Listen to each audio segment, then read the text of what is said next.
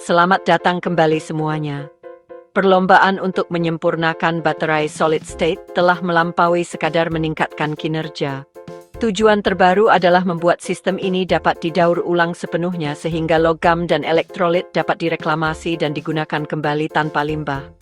Pergeseran ini mencerminkan kesadaran bahwa penyimpanan energi harus efisien tidak hanya selama pengoperasian tetapi juga sepanjang siklus hidupnya. Para peneliti kini sedang mengembangkan metode untuk membongkar dan meregenerasi elektrolit padat, mengambil litium atau natrium yang berharga, dan membuat sel baru dari bahan yang dipulihkan.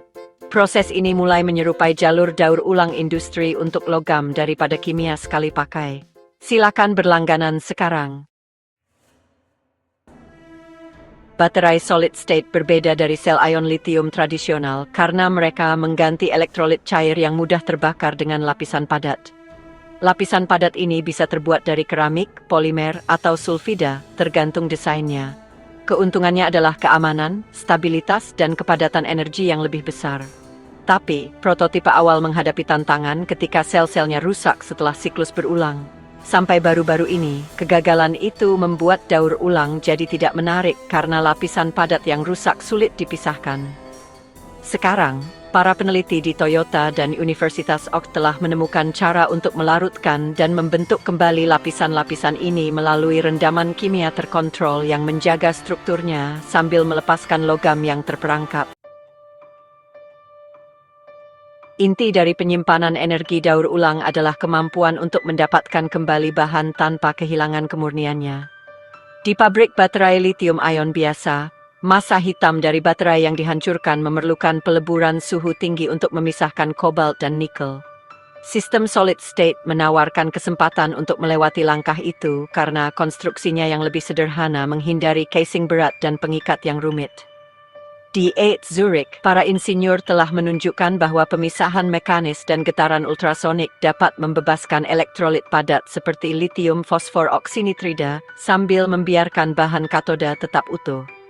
Setiap komponen yang dipulihkan kemudian dapat disaring, dikeringkan, dan dirakit kembali menjadi sel baru yang sesuai dengan kinerja sel yang terbuat dari bahan murni. Upaya daur ulang sudah memengaruhi cara produsen mendesain baterai generasi berikutnya. Komisi Eropa telah mengeluarkan persyaratan baru yang mewajibkan ketertelusuran untuk semua logam penting yang digunakan dalam kendaraan listrik. Untuk mencapai tujuan ini, perusahaan beralih ke desain modular di mana elektroda dapat dilepas sebagai lembaran tunggal. Samsung Advanced Institute of Technology sedang bereksperimen dengan elektrolit padat fleksibel yang terkelupas bersih dari permukaan anoda dan katoda ketika terpapar pelarut ringan. Pemisahan semacam ini menghindari kontaminasi dan memungkinkan foil logam litium digunakan kembali secara langsung daripada dilebur. Mendaur ulang elektrolit padat itu mengandalkan ilmu kimia yang sederhana, tapi butuh kendali yang sangat teliti. Lapisan kristal bisa rusak di dalam air, jadi para peneliti pakai alkohol anhidrat dan asam ringan sebagai gantinya. Ini melarutkan lapisan permukaan dan melepaskan ion-ion. Prosesnya butuh waktu berjam-jam dengan suhu yang terkontrol. Setelah dipanaskan, kisi kristalnya kembali seperti semula. MIT menemukan bahwa elektrolit daur ulang bisa sama bagusnya dengan bahan baru, membuktikan kalau proses daur ulang ini berhasil. Otomatisasi mengubah daur ulang baterai, dengan lengan robot kini membongkar paket baterai menggunakan pemetaan inframerah. Setiap bagian diberi ID digital, melacak komposisi dan riwayatnya. Data ini memandu robot daur ulang untuk pemrosesan yang efisien. Perusahaan seperti Rolls-Royce Power Systems dan Hitachi Energy sedang menguji coba jalur terpadu untuk memulihkan lebih dari 90% bahan aktif. Elektrolit padat itu bermacam-macam, ada yang pakai oksida, ada juga yang pakai sulfida. Masing-masing butuh cara pemulihan yang berbeda. Kalau mau dari lab ke pabrik, artinya harus bisa mengolah berton-ton bah sambil tetap menjaga kemurniannya. Di Fraunhofer Institute, para insinyur membuat platform pemulihan modular yang pakai sensor untuk mengenali elektrolit dan memilih bak ekstraksi yang tepat. Ini bisa bikin daur ulang jadi lebih umum, tanpa harus mengubah seluruh pabrik. Model daur ulang ini tidak hanya untuk bahan, tapi juga untuk desain sistem. Kalau baterai dibuat dengan memikirkan pemisahan di akhir masa pakainya, cara merakitnya juga berubah. Daripada dilas permanen, penjepit yang bisa dilepas atau ikatan laser membuat komponen di dalamnya lebih mudah dijangkau. Panasonic sudah mematenkan sel kantong yang bisa dibuka seperti lembaran berlapis, menunjukkan setiap elemen secara berurutan.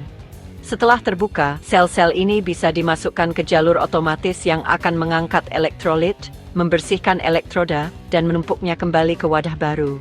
Cara berpikir desain seperti ini mengubah daur ulang dari sekadar tambahan menjadi fitur utama dalam rekayasa baterai. Kelayakan ekonomi sama pentingnya dengan kimia. Bahan padat daur ulang harus lebih murah daripada bahan baru atau menawarkan keunggulan kinerja untuk membenarkan penggunaan industri. Menurut data yang diterbitkan di Science Advances, pemrosesan ulang elektrolit sulfida dapat mengurangi biaya material hingga 40% setelah fasilitas berskala di atas 100 megawatt jam per tahun. Analis memperkirakan kesetaraan biaya antara bahan daur ulang dan bahan murni sekitar tahun 2026 jika produsen besar melanjutkan laju ekspansi saat ini. Pemerintah membantu dengan mendanai pabrik percontohan yang membuktikan bahwa manufaktur sirkular dapat memenuhi kebutuhan penyimpanan energi nasional tanpa meningkatkan permintaan bahan baku. Manfaat lingkungan juga sama pentingnya. Daur ulang lithium-ion tradisional menghabiskan banyak asam. Daur ulang solid state menggunakan proses suhu yang lebih rendah dan loop pelarut tertutup yang meminimalkan limbah. Misalnya, sebuah perusahaan rintisan Inggris bernama Ion Cycle telah mengembangkan metode pemulihan yang beroperasi sepenuhnya di bawah 200 derajat Celcius, menangkap hampir semua uap pelarut untuk digunakan kembali. Sistem mereka berjalan dengan listrik dari panel surya lokal, menunjukkan bahwa bahkan infrastruktur daur ulang pun dapat mengikuti prinsip-prinsip berkelanjutan. Dampak lingkungan yang berkurang memperkuat kasus bisnis dengan menurunkan biaya regulasi dan penolakan publik terhadap pembuatan baterai. Selain ekonomi dan ekologi, ada juga kinerja. Saat bahan daur ulang dipasang kembali menjadi sel baru, seringkali menunjukkan konsistensi yang lebih baik karena kontrol yang lebih baik selama pemrosesan ulang. Konsistensi ini meningkatkan masa pakai keseluruhan dan stabilitas siklus.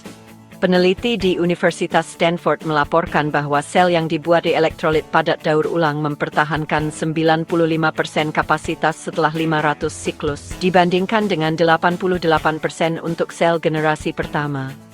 Proses peleburan dan pembentukan ulang yang berulang tampaknya menghilangkan cacat struktural yang seharusnya terbentuk selama pembuatan awal.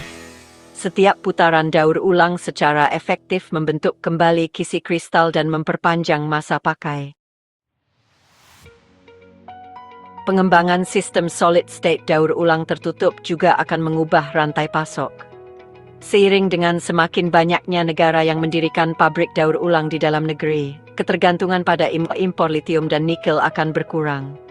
Jepang dan Korea Selatan sudah membentuk usaha patungan untuk mengamankan jalur produksi mandiri untuk kendaraan listrik. Perusahaan-perusahaan Amerika Utara berinvestasi besar-besaran dalam pemulihan lokal untuk menstabilkan pasokan selama gangguan geopolitik. Selama 4 tahun ke depan, jaringan pusat daur ulang regional mungkin akan menggantikan model pengiriman global saat ini. Pergeseran ini memperpendek logistik, mengurangi biaya penyimpanan, dan memperkuat kemandirian energi. Ada tantangan lain yang tidak terlalu terlihat, tapi sangat penting, yaitu kontrol kualitas. Serbuk daur ulang bisa mengandung kotoran yang sangat sedikit, tapi bisa mengganggu aliran ion.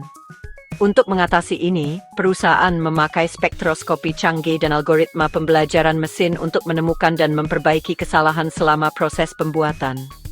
Data dari setiap kelompok dibandingkan dengan data standar yang tersimpan di database pusat. Kalau daya hantar listriknya di bawah target, pengaturan proses akan disesuaikan secara otomatis. Di Laboratorium Nasional Lawrence Berkeley, para insinyur menggunakan pembelajaran penguatan untuk mengoptimalkan penyesuaian ini secara langsung. Sistem ini belajar cara menjaga ukuran dan arah kristal tetap seragam agar kinerjanya maksimal. Untuk memperbesar teknologi ini, kita perlu kerjasama dari berbagai industri. Perusahaan tambang bekerja sama dengan pembuat baterai untuk menyamakan jumlah hasil tambang dengan hasil daur ulang. Produsen mobil mendesain ulang wadah baterai agar lebih mudah dilepas. Operator listrik berinvestasi pada sistem baterai solid state besar yang bisa dirawat dan didaur ulang di tempat.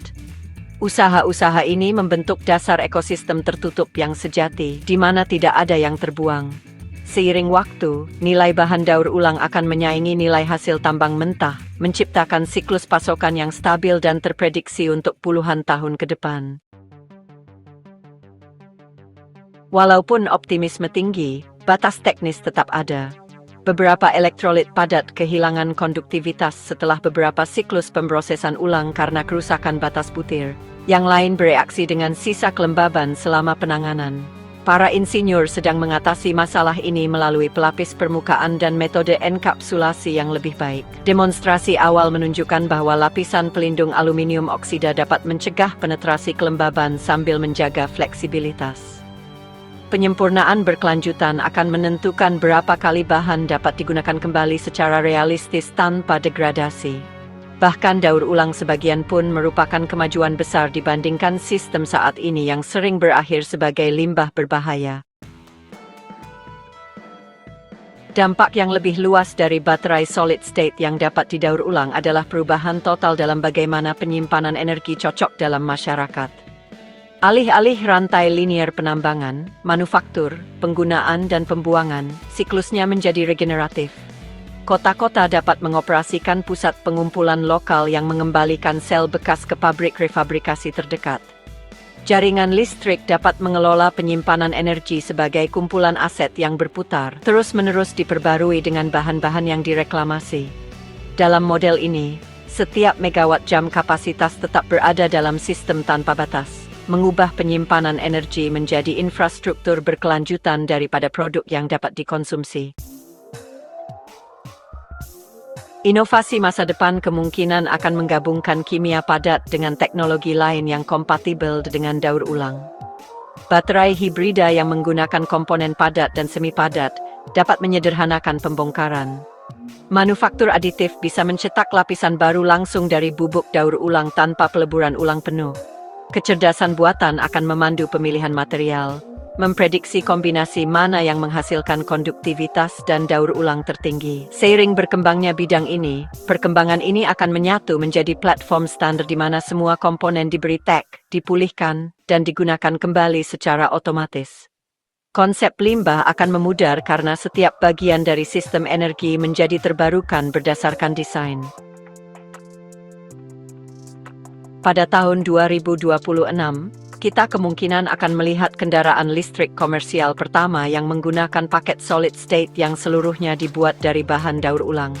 Kendaraan-kendaraan ini tidak hanya akan menunjukkan kinerja teknis, tetapi juga stabilitas ekonomi. Pelajaran yang didapat akan terbawa ke penerbangan, pengiriman, dan sistem jaringan stasioner. Setiap keberhasilan akan memperkuat prinsip bahwa kemajuan teknologi mencakup tanggung jawab terhadap bahan yang digunakannya.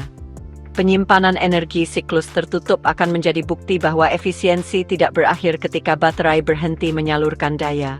Ini berlanjut dalam siklus yang dimulai lagi setiap kali bahan didaur ulang. Perubahan ke baterai solid state yang bisa didaur ulang menandai fase penting dalam pengembangan energi modern. Ini menghubungkan kimia, rekayasa, dan kebijakan menjadi satu visi yang jelas. Pencarian kepadatan yang lebih tinggi dan daya yang lebih aman kini menyatu dengan pengelolaan sumber daya yang berkelanjutan. Setiap penemuan membawa kita lebih dekat pada kemandirian energi yang dibangun di atas pembaharuan, bukan penipisan. Seiring penelitian terus berlanjut dan pabrik-pabrik percontohan berkembang menjadi fasilitas skala penuh, janji penggunaan kembali tanpa batas menjadi kenyataan. Terima kasih banyak sudah menonton. Mohon suka dan berlangganan.